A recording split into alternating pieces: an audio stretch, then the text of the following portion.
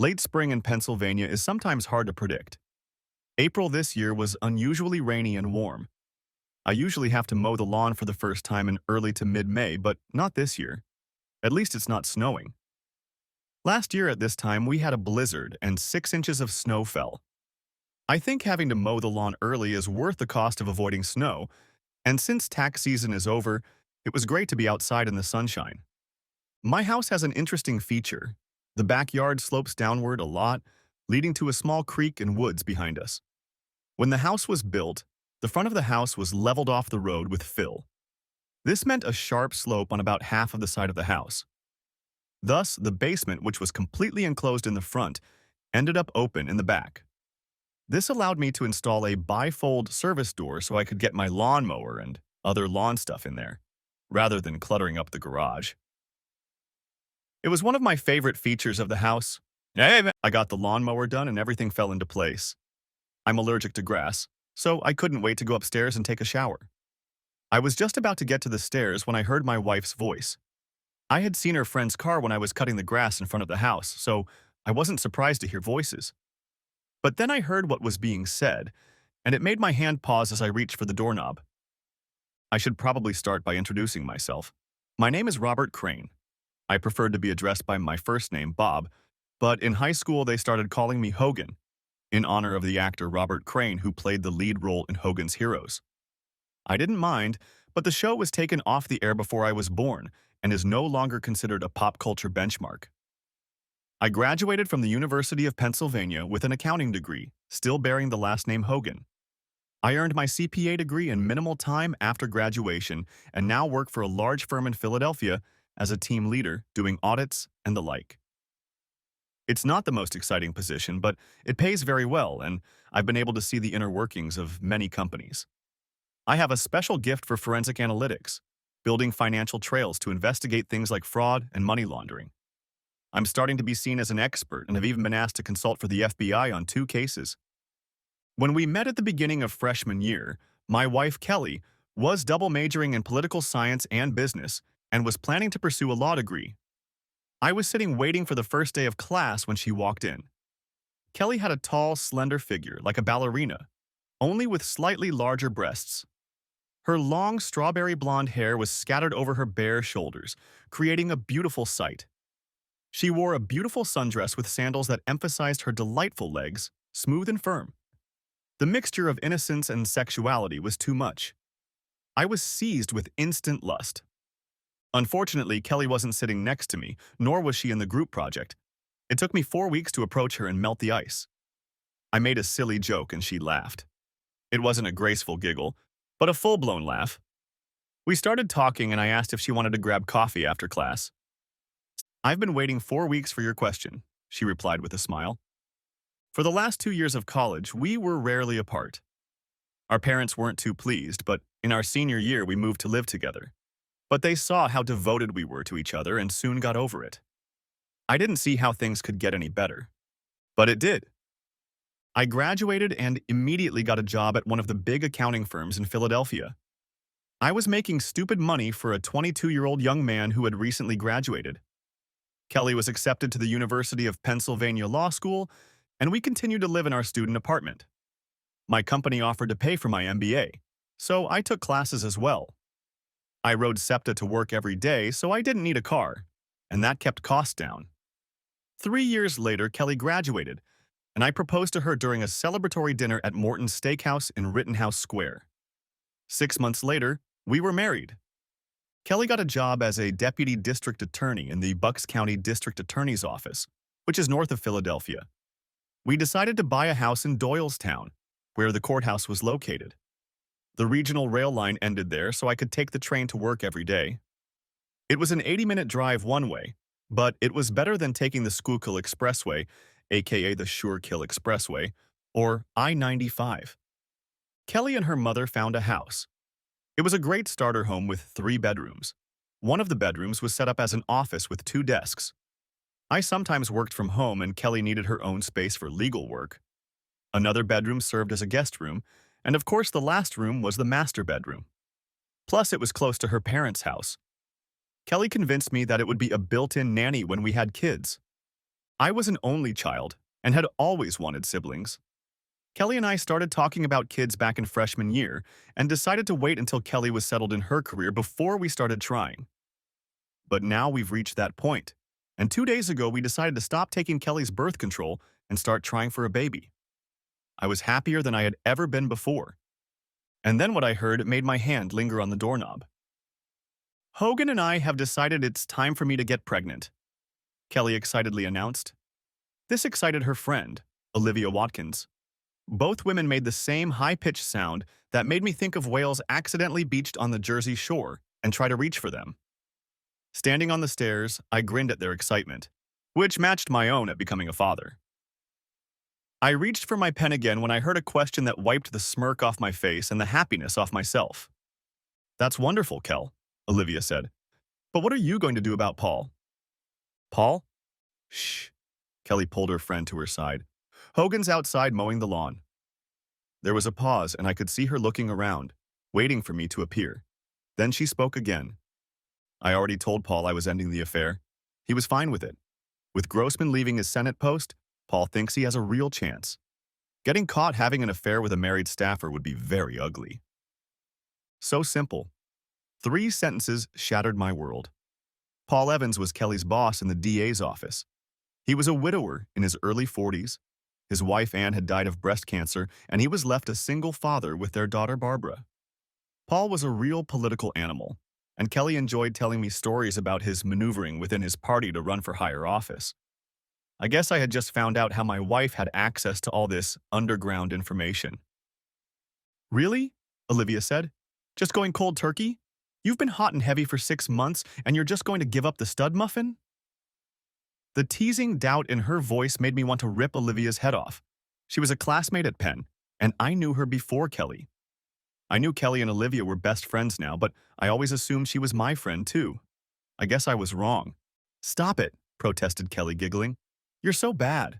Paul is a wonderful lover, but playing with him was just rude. I love Hogan, but Paul just took me and used me however he wanted. There was no love involved, just raw sex and power. Now that Bob and I are going to have a baby, I don't want to take any chances. I love Hogan, and I will be a good and faithful mother. How many more cliches are we going to breed here? I wondered. All that's left is to get home, find a strange car in the driveway, and discover they're having sex in my bed, and the deed will be done. I wanted to run into the room and scream. I wanted to trash the room. But my muscles stiffened with paralysis. I was so stunned I couldn't move. My heart was pounding in my ears. So, cold turkey? Olivia asked. Kelly giggled again. Well, not exactly, she admitted. I have a conference with Paul in Pittsburgh next week. We'll have farewell sex there. I'll miss the sex, but Hogan and the baby are more important. I couldn't take it anymore, but I didn't know what to do. I love Kelly, but this was killing me. At that point, I started looking at the business. I needed to step back and think. I needed to make a plan. I started stomping up the steps like I was climbing stairs. Then I opened the door and walked into the kitchen. Kelly and Olivia were sitting there with cups of tea in front of them. Was that a hint of guilt I saw on Kelly's face? Honey, are you okay? She asked in a concerned voice. I realized tears were streaming down my cheeks. Allergies, I hummed. This is going to be a bad spring. Well, go upstairs and take a shower. Throw your clothes in the bathroom and I'll wash them right away so they don't contaminate your closet. I bought you a new pack of Claritin D last week. It's in the medicine cabinet. Thanks, I managed to say, and headed for the stairs. I needed time to think. The next morning was Monday, and I used the excuse of an early meeting to get up and out of the house before Kelly got out of bed.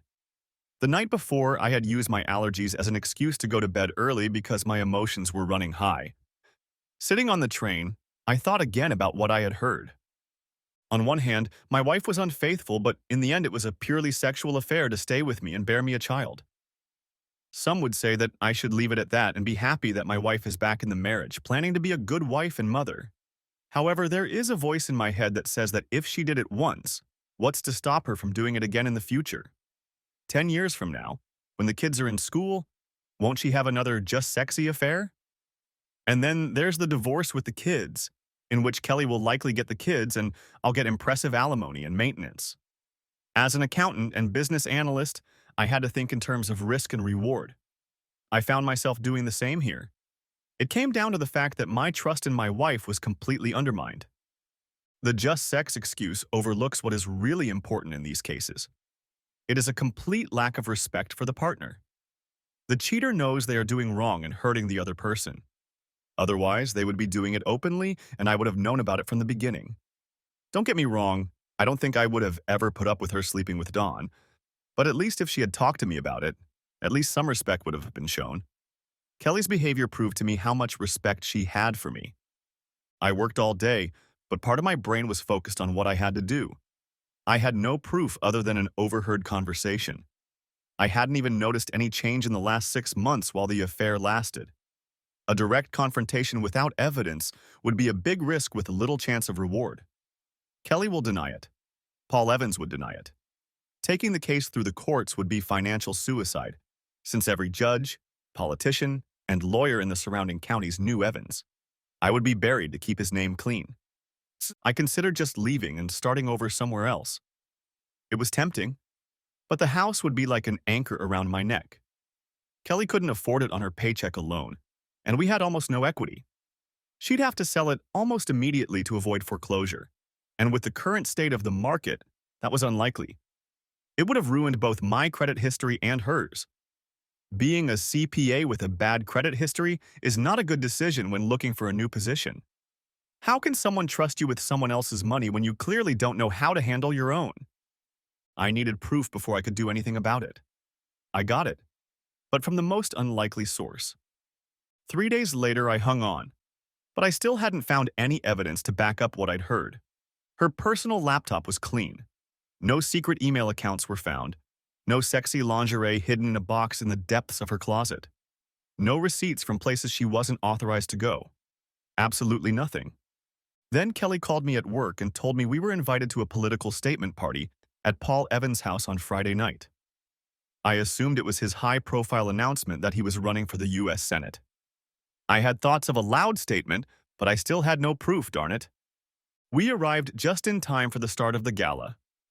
Evans had a great mansion near Washington Crossing with a small horse farm. A large tent was set up in the backyard for all the guests, and when we walked in, at the head of the reception line, like a king, stood asshole Paul Evans himself. Being a widower, Evans didn't have a wife to play hostess, but he had apparently enlisted his 21-year-old daughter for the role. She stood next to her father and greeted guests as if she was born to do so. When it was our turn, Evans smiled broadly at Kelly and exclaimed, "Kelly, you did it! How wonderful!" He kissed my wife chastely on the cheek. Then he turned to me. "Robert, it's good to see you again. I'd be lost without your wife, but I realize I'll have to give her up soon when you start expanding your family." He laughed at his own joke. "Just let me have her when you break up with her, and there will be no hard feelings." Laughter erupted again. Kelly even blushed a little, and I felt like finishing the cocky guy off. I understood his hint, which obviously seemed incomprehensible to him. "Who knows what the future will bring," I said in an even neutral tone. Not hostile, but by no means friendly either. In the same tone, I reported the results of the audit. Evans blushed slightly and Kelly elbowed me and muttered something about rudeness. Evans seamlessly moved on to the next guest, leaving us alone with his daughter. Kelly was an incredibly attractive woman, but Barbara Evans was a vision. Even in my inner anger, I noticed it. Her dark red hair and brilliant smile made me think of a young Maureen O'Hara. If Kelly looked like a busty ballerina, Barbara looked like she belonged on a pin-up swimsuit calendar next to Kate Upton. She had that combination of great looks, healthy figure, hair, and skin that photographers dream of and so often have to tweak in Photoshop. Paul Evans had the perfect political family of 3. He seemed the perfect wise statesman and family man. After losing his wife to cancer, he got the perfect spouse. She was idolized, and any rival who attacked her was ready for career suicide.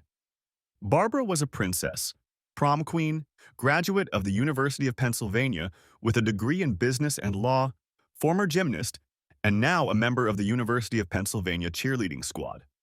According to Kelly's rumor, Barbara planned to try out for the Eagles cheerleading squad at the next open competition, as she had just turned 21. With a late wife and a smart, beautiful, photogenic daughter, the press would love him on the campaign trail. "Robert, Barbara said excitedly, hugging me tightly. This wasn't a polite hug at a party. It was a full body hug. Parts of her body pressed against me with great pleasure. You look gorgeous. No wonder Kelly is hiding you. You never come to any of our parties. You shouldn't be working so hard. It's not healthy. Somehow, she said it all in one breath. In less than a second, my mood changed from furious to completely shocked. I made a few polite remarks about how beautiful she looked and was about to leave when it suddenly hit me. First of all, Barbara never said hello to Kelly. And secondly, what was with the parties? Kelly didn't give me a chance to ask as she herself rushed over to greet the young woman. Then, we had no choice but to give way to the next in line of guests. As Kelly and I chatted, I wondered what Barbara knew. After buying my wife a drink, I asked, "What kind of parties was Barbara talking about?" Kelly only smiled and snorted dismissively. "She was just teasing, you little prankster. Paul sometimes holds team meetings and strategy sessions here. He says he thinks better with a drink in his hand, and at the bar you never know who might be in the next booth. She's been home a few times when we've met here. Don't tell anyone. But Paul let her drink at home before she turned 21. Well, I figured it out. The bastard was having sex with my wife right in his home under the guise of team meetings. Maybe they were even real meetings where Kelly was the last one to leave. Or maybe she left first and came back after everyone else left. That would keep the legal team from speculating about why Kelly always stayed behind to help her boss clean up. With a dead wife and daughter away at college, he didn't need to find a secluded hotel room. Hence, no record of their meeting. "So Barbara attends your team meetings?" I asked. Kelly waved the question away. "No, she's been home a few times when classes were canceled. She's just teasing her dad for throwing parties during work hours." She tugged on my arm. "Come on, honey. Let's go pamper your fiancé." For the next hour, Kelly didn't take a step away from me. We talked to a few of her coworkers, and several of them talked about our plans to have a baby and how sorry they would be to lose Kelly for a while, but how happy they were for Kelly and me. To be honest, I was a little confused. Why did all these people know about our plans? An hour later, Paul Evans called everyone to attention. His daughter stood next to him and smiled. He started by thanking everyone for coming, and then announced his big campaign. Everyone was expecting it but was still excited. I noticed the publisher of the local paper and one of his reporters taking notes. I'm sure there will be a lot written about it in tomorrow's paper. I won't bore you with the details of the party. It would have been an enjoyable time if my heart hadn't been shattered and my brain hadn't been working at maximum capacity thinking how to prove it all. About 90 minutes after the grand announcement, Margaret Williamson, the first assistant district attorney, came in and said Paul wanted to meet with his staff. Paul was an elected official, and Margaret was a senior staffer who actually ran the office. DAs could come and go every 4 years, but Margaret was permanent. A very tough woman, but at the same time respected in the legal community for her honesty and integrity. The older female attorney was one of the reasons Kelly took the position. I liked her a lot. Margaret had been married for over 30 years to an electrician who had put her through college and now owned a pretty good electrical selection company. These two were devoted to each other. I always thought of them as an example to Kelly and me. "Sorry to steal your wife away from you, Hogan," Margaret offered. "Paul wants to discuss office organization as soon as he finishes campaigning." A moment later, they were both gone.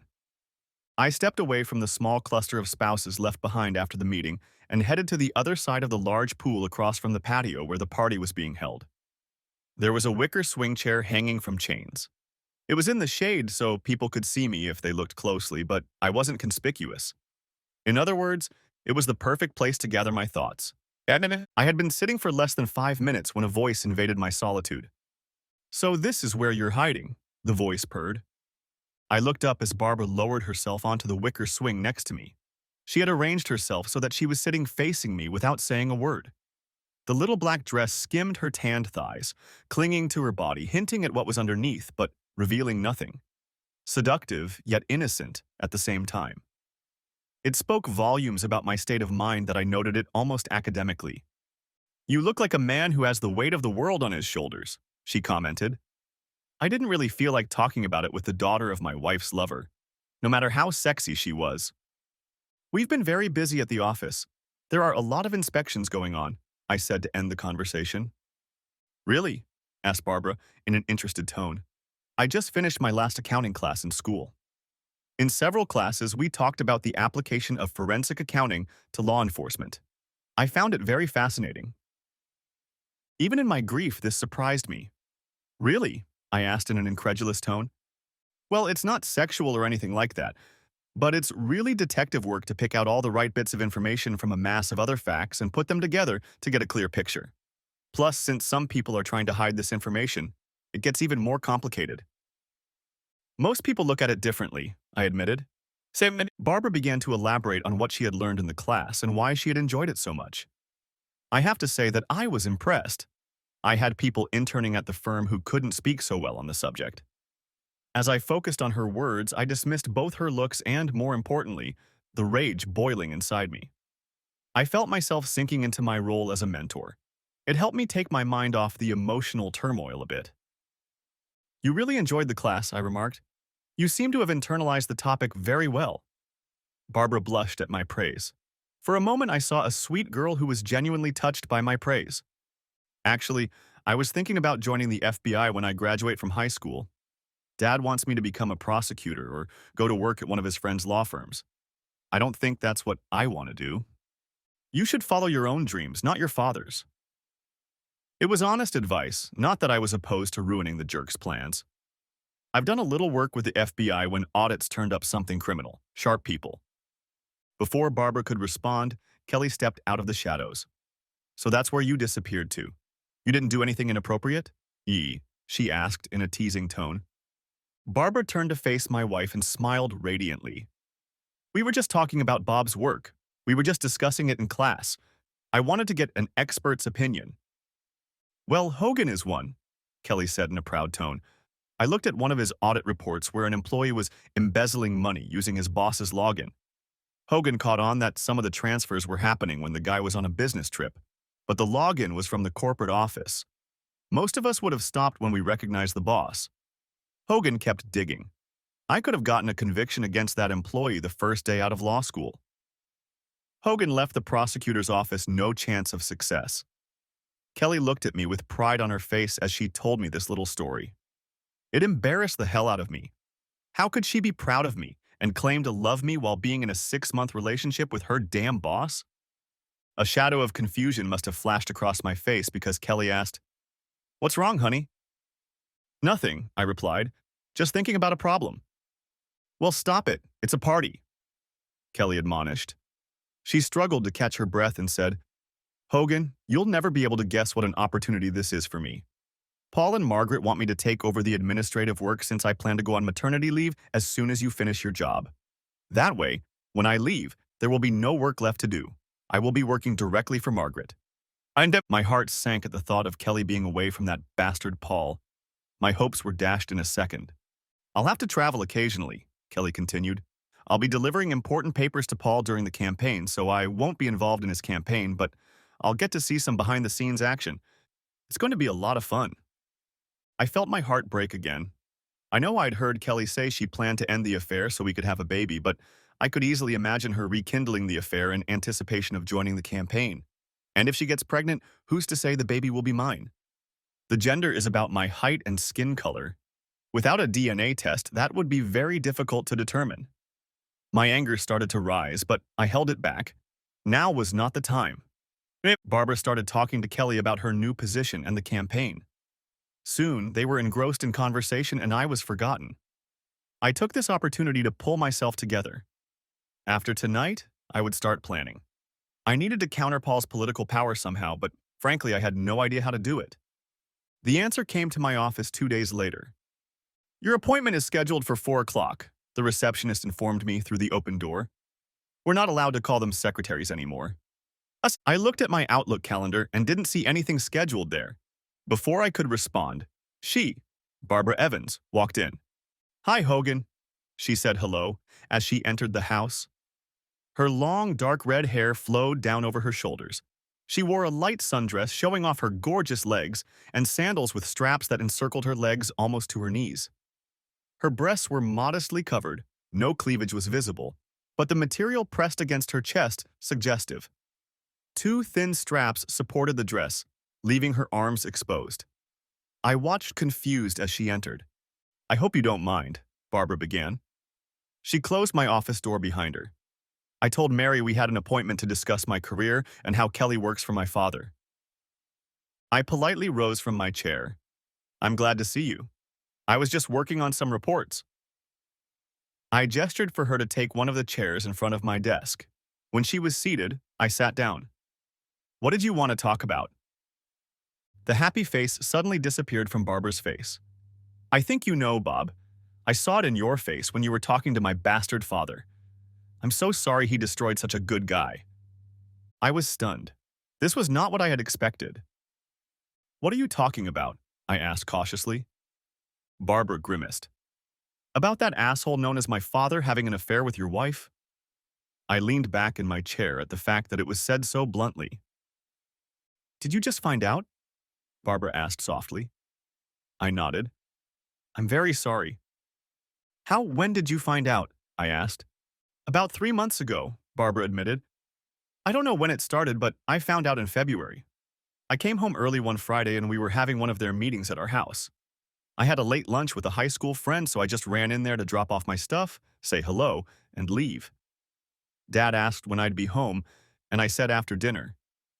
Turns out my friend was sick and couldn't make it. I grabbed a bite to eat and went home. I saw Dad and Kelly having sex in our hot tub. I took pictures of them and even made them run naked into the house. There was a foot of snow on the ground. You took pictures of your dad having sex? I asked in shock. I also wondered if I could get copies of the pictures. That would be very helpful in a divorce. As if reading my mind, Barbara reached into her bag, pulled out a large envelope and placed it on my desk. Here are pictures of that day and a few others. She paused and grinned. Dad installed a security system in the house. Everything is locked from the outside and there are cameras in several rooms. If you know the site and have a key fob and password, you can get into the house from almost anywhere. There's a thumb drive with video footage. I was shocked. Paul's daughter was handing me everything I needed to divorce and destroy her father. Why? I asked. The sad expression on Barbara's face was replaced with anger. Because, she said in a low voice. I hate that bastard more than you ever could. I answered nothing, but waited. After a moment, she spoke. Dad met Mom when she was in college. He was an aspiring attorney and worked in the sex crimes unit in Philadelphia. Mom had come from Ireland to study. Her family was well-to-do, but died in the Londonderry bombing. She came here to get away from the riots. Her voice took on a soft note that she had probably adopted from her mother. Mom dated some loser who hit her so hard she ended up in the emergency room. Kelly paused and placed a small book on my desk. It was quite thick and decorated with green lace. I found her diary after she died, and she was something of a submissive. She liked to be led by a strong man. This asshole took it too far and she ended up in the hospital. Dad was assigned the case.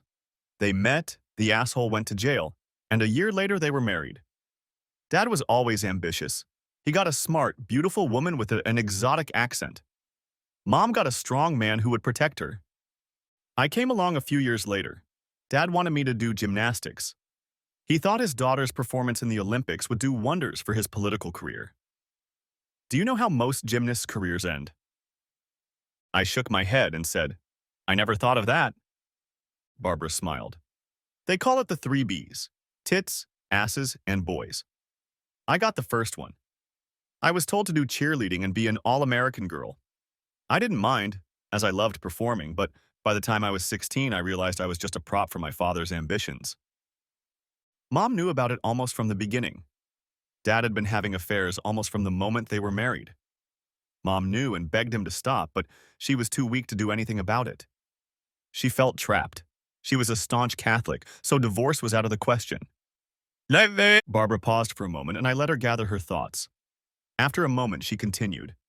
Sometimes I wonder if her bad reaction to her cancer treatment was the result of her subconsciously wanting to die or actively sabotaging her treatment. Either way, I was with her in the hospital when she died.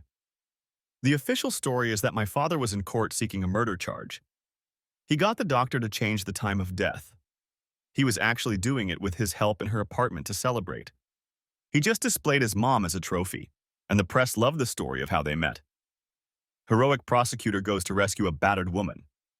Hell, the bastard beat her up more than once himself, for all I know. Why are you telling me all this? I asked. Because you don't deserve it, Hogan. My father, he's not a very nice man. After my mom died, he hid his affairs until I went away to college. Then he started having meetings at the house. And they aren't just for his work. He also holds meetings for some of the charitable groups he's involved in. I know for a fact that he sleeps with 2 other women from these groups. One of the poor women thinks it's true love and is going to leave her husband. Kelly thinks that? I asked. I knew what I'd heard, but I was still curious. Barbara shook her head and replied, No, she seems to think it's just fun. They say power is the best aphrodisiac. Kelly seems to be proof of that. I heard her telling Daddy about some senator they were dating and how excited she was when she got back to Doylestown. I flinched at such a rude remark. I even remembered that day. I had come home to a wild woman and it had been one of the best nights of sex of my life. Now the cherished memory was tainted because I knew my wife probably wasn't even thinking about me at that moment. So what do you want? I asked. To her credit, Barbara looked me straight in the eye as she answered. I want you to dissolve your marriage to that cheating man. I want my father's career ruined to the point where he will never be elected dog catcher in a town full of cats. I thought about just sending my stuff to the papers or even the other side, but he has too many friends. I think together we can make them pay. Won't it be harder for you to finish school? She shook her red hair again. No, my mom left me an inheritance in the form of a trust fund. I haven't touched it, but if I needed to, I could pay for the rest of my tuition and MBA, and I'd have a nice reserve left over. If your mom had that much money, why didn't she take you and leave? She could have gone to Ireland, wherever your father went. Barbara wrinkled her nose. Like I said, she was raised Irish Catholic. She was taught that divorce was not an option. No matter what happened, Mom held on to her faith until the very end. That's the only thing that makes me think her death was unconscious rather than intentional, since suicide is also considered an unpardonable sin among them. I have to admit that I saw nothing but the truth in Barbara. She said she wanted to ruin her father's career, and my having that information didn't bode well for his ambitions. I couldn't imagine that this could be some kind of trap. If Kelly and Paul wanted to wipe me off the face of the earth, they could do it openly in court. That kind of despicable shit was only appropriate if they were desperate. Like me. A plan began to form in my head. I would need Barbara's help on a few cases that would show me how determined she was to destroy her father. Okay, I agreed. But I don't want to destroy him by publishing those pictures or even mentioning his name in the divorce. Barbara looked at me in surprise. Why? She demanded. Her face flushed with passion and she took a breath to start some kind of speech. I stopped her with a raised hand. I didn't say we wouldn't destroy him, but I don't want to deal with the bad press of having a cuckolded husband in a political scandal. Instead, I want to destroy what he's spent his life working for. Destroy his power and influence, and I can have a quiet and peaceful divorce that no one will worry about. Barbara looked at me with shock on her face. After a moment, a sly smile appeared on her face. What do you want from me? I smirked. I'm going to do what I do best. Get me his financial records, personal and campaign. They got Capone thanks to tax evasion. Knowing your father, I have no doubt I can find something. And if you don't... What? She asked. I smiled. I can cook something. For the next 3 days, Barbara and I kept busy. She installed a keystroke logger on my father's personal laptop and home computer. She also made a full backup of his computer's hard drive. We customized their security system so that it would upload the recordings to a cloud storage service I knew of, which was physically located overseas. How nice of the asshole to bug his own house. For my part, I didn't tap Kelly's cell phone. Thanks to Barbara's evidence, I didn't need anything else. But I did activate a GPS tracker designed for parents watching their kids.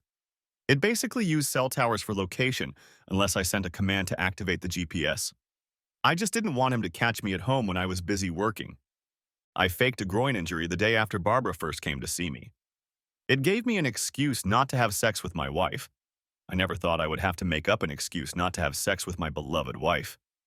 After learning about the number of Paul's partners, I didn't want to risk even more than I unknowingly did. Besides, I don't think I could have done it without venting my anger. By the way, I made a doctor's appointment to get tested for STDs. Nothing showed up at first, but for some of them, like HIV, it can take months before they test positive for antibodies. Kelly arrived at the conference in Pittsburgh annoyed and upset to see Paul one last time. Not surprisingly, she was very excited about the trip. After Paul had left her hanging for the last few days, she was very excited. Some guys might have given her goodbye sex as revenge. My problem was that somewhere inside I still loved her. I could never trust her again, but that didn't mean I didn't love her. But I also couldn't bear the thought of having sex with her after what I'd learned. It was Thursday morning, and Kelly was waiting with her packed bag for Paul and a junior associate from their office who was traveling with them to a conference. I wondered if the young guy knew he was their cover. "So I'll be home Sunday afternoon," Kelly said, as she followed me in and dropped my bag by the front door. I sat down at the table with my back to her and sipped my coffee. She put her arm around me and leaned in so that her lips were next to my ear. "I hope you're feeling better and we can get started on the baby," she whispered. Her tone would have revived even a dead man, and her scent. It brought me back to more innocent days. I wanted to cry right there, but I managed to restrain myself. "I'll ice it so it heals," I assured her. I stroked her hand and kissed her forehead. She moaned. "I wish I didn't have to go to this. It would be so much better to just stay home with you and be naked all weekend." "Yeah, then you can always tell Evans that something more important came up," I said. "It just came out." And from the way she looked at me, she heard something in my tone. "What's the problem, Paul?" she asked in an astonished voice. "First you were rude at the party and now you sound like you hate the man." I forced myself to calm down and shrugged. Honestly, I've seen too many hotheads like Evans who think they're untouchable and the epitome of power. They're the big fish in a small pond. They sell the illusion of power and get people to buy into it. Like that mayor in South Carolina last year. Big, powerful guy embezzled the city's money by sleeping with 3 married women. Now he's serving 10 years in federal prison, and they're all divorced and publicly humiliated. I have the same feeling about Evans. If he makes it to Washington, he'll be doing it with uncomprehending interns in as little as a week. But eventually, his wheels will fall off. And when that happens, his shit's going to go flying in all directions. Kelly stared at me in shock. She'd heard me ranting about these creeps before, but she'd never connected Evans to them before. I probably should have kept my mouth shut, but it felt good to let it out. Even though our marriage was over, I felt it was only fair to warn Kelly. I still loved her, even if I would never trust her again. "Hogan, that's a terrible thing to say about Paul," Kelly protested. "He's a good man who's done a lot for the people of this county. He's not like that." I heard an almost pleading tone in her denial. In a moment that could not have been anticipated, we heard the sound of an automobile klaxon coming from the house. Paul had arrived. Kelly sighed disappointedly. She cast a glance at me in which regret and almost fear quickly flashed. "I'll be home in 4 days," Kelly said in a conciliatory tone. "Then we can talk about it. But be ready, love. We need to have a baby." She then wrapped her arms around me and kissed me passionately. I returned the kiss just as fervently. "Have a good week," she exhaled. "I love you." "I love you too," I replied. She grabbed her bag and opened the front door. "Bye, honey," she called over her shoulder. "Bye, Kelly," I said.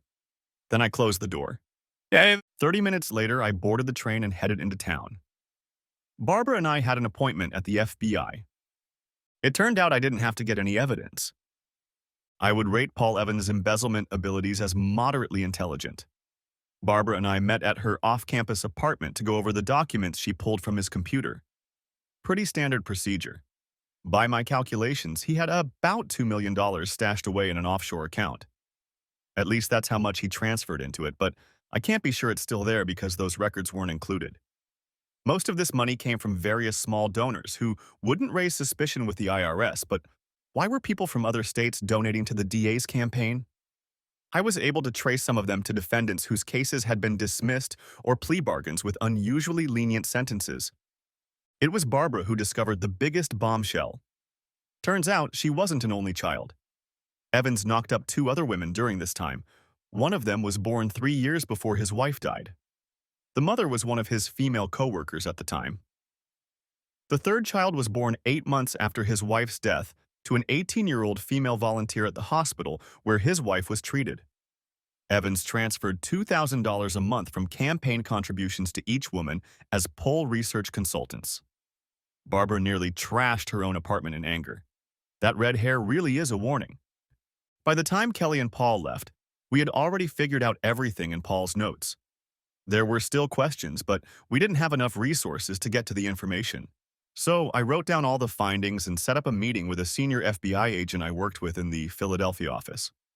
Barbara showed up to tell him the story we had come up with. Barbara testified that after taking a forensic accounting course, she wanted to look at the actual records. She decided to review her father's records out of innocent curiosity. When she noticed some oddities, she called me because my wife had worked for her father and knew of my experience. Gary was a seasoned professional. He knew there was more behind it, but we threw a gift-wrapped present in his lap and he didn't push it. A dirty prosecutor in his own backyard? A dirty prosecutor who just launched a campaign for the U.S. Senate? This career-enhancing case fell like manna from heaven.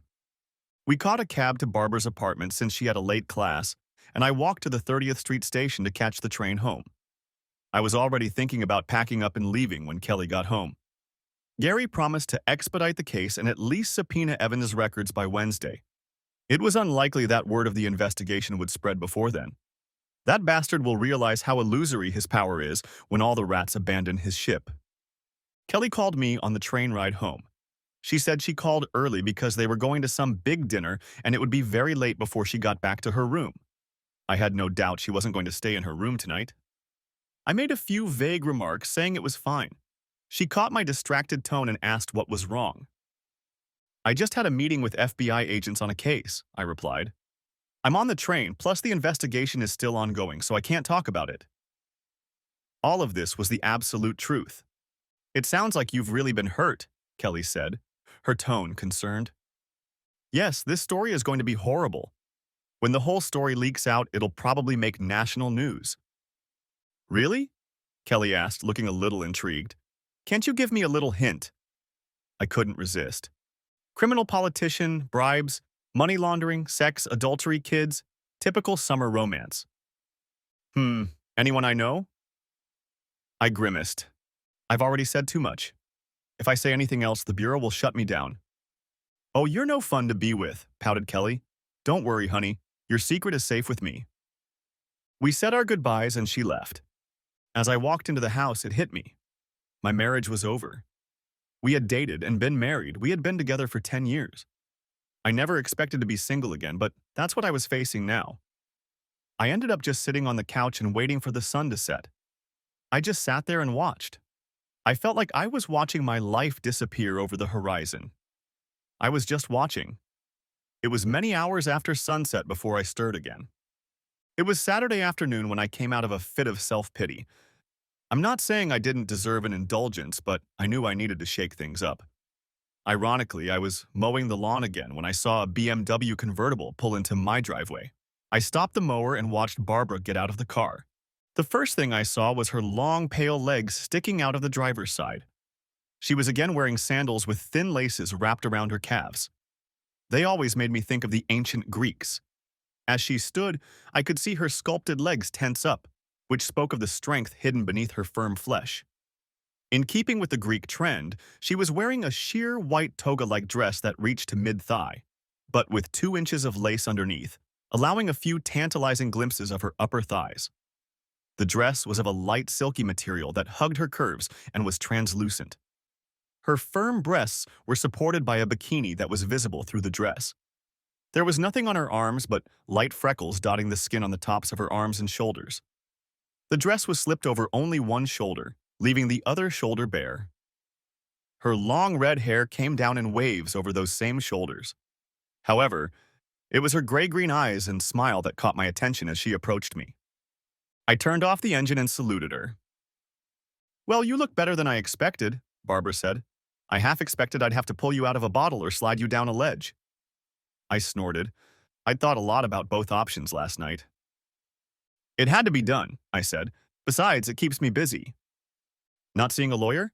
She asked. I shrugged. I did that on Tuesday before they even left. The paperwork will be ready on Monday. I arranged to do an audit with a client in Austin and leave on Tuesday. Usually these business trips last 3 days, and then I work remotely until the report is ready. In this case, I'll be there all 3 weeks. I shrugged. I guess that's a coward's way out, but I don't want to be here when this whole mess is over. I saw the agreement on Barbara's face. She knew it would draw attention to her too, as the bastard's daughter. I'm glad you're thinking ahead, the redhead said, but I realize that's what you're good at. The smile reappeared. Now I know how to plan. So here's my plan, Barbara announced. I'm going to help you finish your work here, and then you're going to come over to my place. We'll have fun, and you can even fondle me as much as you want. I have a swimsuit you're sure to love. The last part was said in a voice that could have lifted even a dead man. I tried to justify myself. Barbara, I'm still married, I protested, and I don't think I'll be ready for anything else for a while. You need to blow off some steam before you blow up, the sexy red-headed girl insisted. Besides, you know the old saying, what's good for the goose is good for the gander. Her gaze was playful, sly, and guileless all at the same time. I couldn't help but laugh. By one of those bizarre coincidences that prove truth is stranger than fiction, we ran into Olivia. After finishing up my yard work, I cleaned myself up, and we headed out for a late lunch at a nice restaurant. I wasn't really looking forward to revenge sex, but it was nice to get out of the house. And going on a date with a woman as nice as Barbara, and who looked just like Barbara, wouldn't be difficult at all. As I pulled up to the restaurant, I noticed a car parked a little closer to it. It was Oliva's car. I always thought it was a crime to put OBX and Jersey Shore bumper stickers on a Mustang GT. I almost told Barbara to turn around and we'd find another place, but I didn't. Instead, I did something completely unbecoming of her. It was all done on a whim. After all my careful planning, something inside me just exploded when I saw Olivia's car parked in that lot. I nonchalantly hugged the red-headed beauty and ushered her into the restaurant without further ado. I tipped the owner to seat us at a particular table. It was a little shaded, but it was clearly visible when we returned from the restroom. I sat Barbara down facing outward and settled down next to her myself. She smiled as I took her hand. What brought this on? She asked with a sweet smile. Not that I'm complaining. I laughed. Remember when I told you about how I found out about my wife cheating on me, her friend Olivia? Well, her car is parked right on this street. Barbara broke into a throaty laugh. So I'm going to be the other woman? Ooh, I can live with that. She leaned forward and sank an incredibly tender kiss on my lips. It wasn't a deep, passionate kiss, but rather a kiss that hinted and promised that there was more to come. A lover's kiss. The food arrived, and I was frankly enjoying myself. The subterfuge was forgotten while I enjoyed Barbara's company. Her keen sense of humor was just killing me. I had never heard accounting services sound so dirty before. Casually glancing around, I noticed Olivia walk past us. I pointed her out to Barbara. Oh, how nice, she giggled. I've been looking forward to this. With those words, she leaned forward to kiss me. I ran my hand under the table along her leg. The skin of her thighs was so incredibly soft, and underneath hid firm, supple muscles. The touch was electric. I was so immersed in the sensations that I was surprised to hear Olivia yelling at me. Hogan, what the hell are you doing? She yelled at me. Who is this tramp? Hitting on your wife while she's out of town? I thought better of you. I have no doubt the whole restaurant heard her. I let go of Barbara and turned to look at my former friend. What's your problem, Liv? It's just a little carefree sex before Kelly and I settle down and have a baby. And you can resist it? People are trying to eat. No. Olivia stared at me like I'd hit her with a dead fish. What? She started. Come on, Liv. Kelly does the same thing. I'm pretty sure she's having sex with her boss right now. Has been for months now. So I figured it was only fair that I have sex with my boss's adult daughter. I think Olivia almost had a heart attack. I felt Barbara start to giggle and squeezed her lightly to keep her quiet. Of course, I forgot where my hand was, and her giggle turned into a moan of pleasure. You know about, Olivia said, stammering. I know I'm supposed to be the faithful husband who has no idea about anything while my wife is running around being helped by a woman I thought was a close friend. Olivia wrinkled her nose at the contempt in my voice. I know Kelly wanted one last taste of weirdness before having a baby, sort of like a last fling before the wedding. If that was okay for her, what's your problem with me? I had no information that Kelly had had any affairs before Paul's asshole, but as the saying goes, once a cheater, Always a cheater. I just noted my suspicion and wondered if Liv would go out of her way to confirm it. She said, "You know about that too?" She sighed. "No, but thanks for the confirmation," I replied. Olivia turned pale at that. "Go away, Olivia," I said. She turned and disappeared behind the desk. A few minutes later, we heard a noise. It was Olivia leaving the restaurant. "Well, it was fun while it lasted," Barbara said with a slight chuckle. "I really wish she'd been there longer." Her smile made me blur. "You know she's probably on the phone with your wife right now," she added. "Probably," I agreed. "I'm giving her 5 minutes before my phone goes off. However, if she leaves right now, the drive home from Pittsburgh will take 5 hours. That will give us time for dessert and for me to get home and pack. I wish I could see you in a bikini like you promised." Barbara laughed again. "Oh, I guess we can do that another time." She reached up to grab my shirt and pull me closer. "You know my semester ends in a week and a half," she whispered in my ear. "I've always wanted to see Austin." I barely caught her words before her tongue slid into my ear. Epilogue. Yes, this really is when the shit hit the fan. Kelly started calling me 10 minutes after Olivia left the restaurant. I listened to a few of her messages and she was furious that he cheated on her. It almost made me laugh. After an hour of her messages and texts, I blocked her number. I knew she would eventually just call from another phone, but she was driving back from Pittsburgh in her car, so she couldn't just ask to borrow someone's phone on the highway. I came home and packed up all my personal belongings, not just the ones for the trip to Austin. I had time. 4 hours after meeting Olivia, I was driving away from my house, probably for the last time.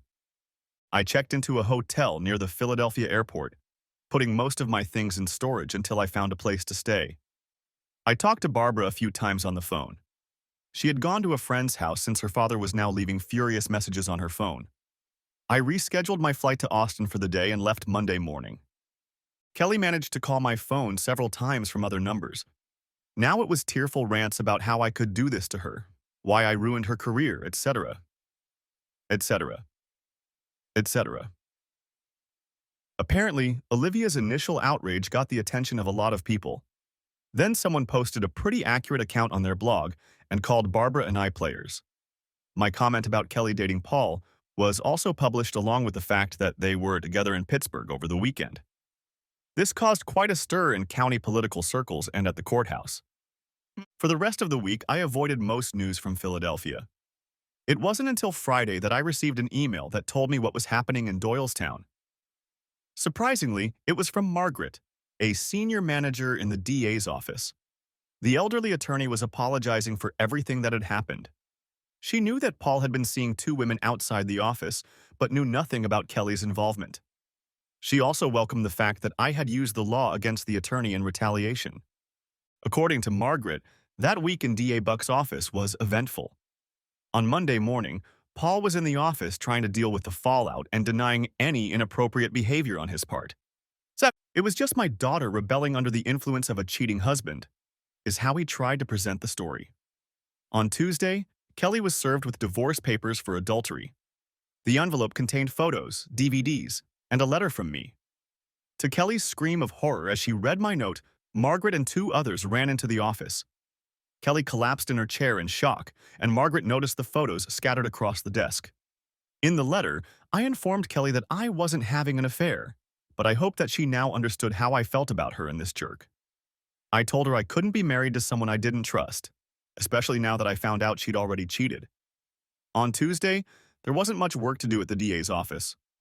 The next day, Margaret was in Paul's office for a meeting when four men in suits suddenly walked in. Paul was yelling at them for interrupting an important meeting when one of the men informed Paul that he had been arrested. He was in complete shock as they handcuffed him and let him out of the office, she said.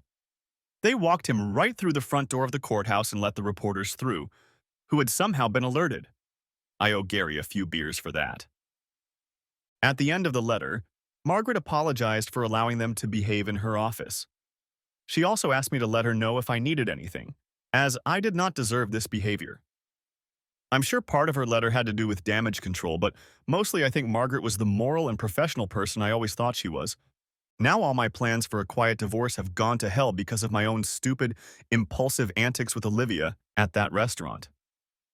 The Philadelphia news outlets quickly learned of Paul's arrest and the charges against him.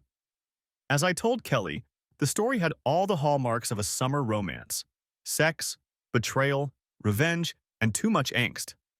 News outlets loved it, and it was quickly picked up by hungry 24-hour news services. I managed to avoid the worst of it because I was out of town and they couldn't track me down, as I had booked a second hotel room 10 miles away from the one on my work itinerary. However, I checked in there and the reporters camped around it trying to catch me. I saw on TV that they were camped out in front of my house. Kelly didn't come out, and they only managed to film my relatives going in and out of the house. Barbara had it the worst, for she was the daughter who turned in her own father. She still had to go to classes and take exams, so for the first few days it was pretty easy for the press to find her. Then the school kicked the reporters off campus because they were disturbing the students. It also helped that two women who had children with Paul claimed their own 15 minutes of fame. After wrapping up the last issue, Barbara slipped off campus and headed for the airport. The media was disappointed, but not too surprised when she didn't show up at the graduation ceremony. After a while, the story moved into the secondary news category and stayed there. It heated up when Paul's trial began, but he pleaded guilty to several charges that would result in him facing 20 years of time away from the federal government. Fortunately, his guilty plea resulted in Barbara and I not being called to testify. And then it all disappeared off their radar, taking Barbara, Kelly, and me with it. Oddly enough, after all that publicity, my divorce went quickly and smoothly. Kelly signed the papers 4 days after receiving them.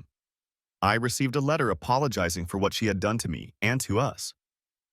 When she returned from Pittsburgh, she swore in a rage that she would never forgive me for cheating on her. When she found out that she was really the only one who had cheated, she realized how hypocritical she had been.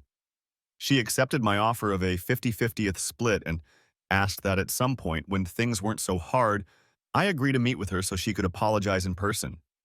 She ended by saying that she would always love me and wished me well. I later learned from her mother that she had quit her job and moved to the Midwest to live with her aunt. Paul's capture did wonders for my career. In the press, the FBI gave me full credit for analyzing Paul's records. Since I was hiding from the same press, I was even more thorough in Austin and found not only the embezzler they were looking for, but also a second embezzler who was unknown at the time. My firm promoted me and put me in charge of the white-collar crime team. And yes, some joker called that team Hogan's Heroes. But the best part was that I was assigned an associate, a recent college graduate looking to gain experience in forensic accounting. I've never enjoyed working late. And that bikini looked even better on the floor of my hotel room. Thanks for watching. I hope you enjoyed it. So subscribe to my channel and watch the next video.